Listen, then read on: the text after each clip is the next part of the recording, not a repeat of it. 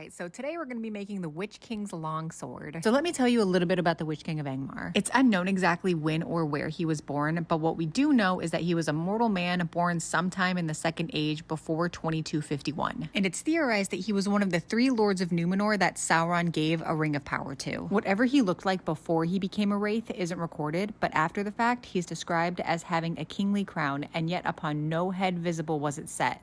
The red fire shone between it and the mantled shoulders, vast and dark. So essentially, homie was invisible save for the black cloaks and armor he wore. Because of his possession of a ring of power and being under the control of Sauron, he eventually faded into what's called the unseen realm, becoming what we know as a ring wraith. Never suffering a mortal death, but becoming one of the undead. He was head honcho of the Nazgul, and we see him during the events of the Lord of the Rings, but the first time we see any mention of the Nazgul in Middle-earth is in 2251 of the Second Age, when Mordor fell for the first time. And then him and the gang disappear until 1300 of the Third Age, when he takes up residency in Angmar. Now let me tell you, the Witch King during the Third Age was all kinds of messy. Like, play with your mama, not me kind of messy. Causing all types of problems, like trying to eradicate the Dunedain, destroying Amon Sul, making it what we now know as Weathertop, creating the Barrow-wights, yes, the ones that we meet in the Fellowship of the Ring, causing the Battle of Fornost, at the end of which Glorfindel gives his prophecy on the Witch King of Angmar,